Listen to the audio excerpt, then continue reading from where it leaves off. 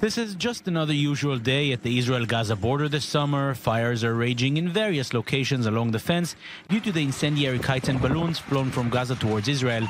But there's nothing usual about this group of firefighters battling them. Oh, man. Oh. Here we go.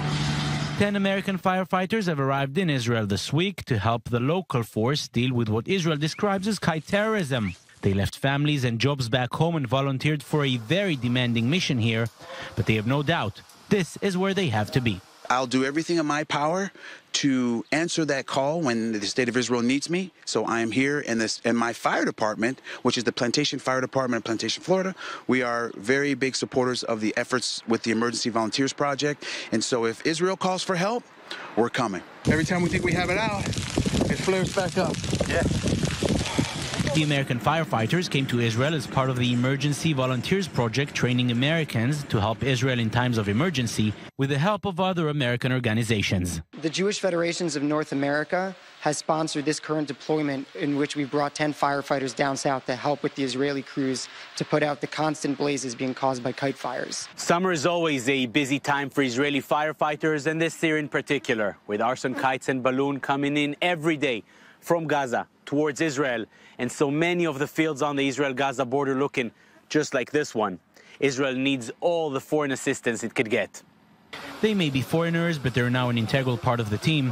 Whether you're from Miami or Sderot, when the fire breaks out, they become one team. We're fighting alongside with the Israeli firefighting service, and we were using the Israeli fire planes, bulldozers, helicopters. I mean, we pulled out all the stops and we put the fires out. So it was just an amazing experience, and I'm just very glad to be here to help the citizens of Israel. U.S. Ambassador to Israel David Friedman came to say hello to the American firefighters, some of them returning from the field just minutes earlier, still amazed by this Middle Eastern reality and standing right in front of the remains of hundreds of rockets fired at Israel over the years.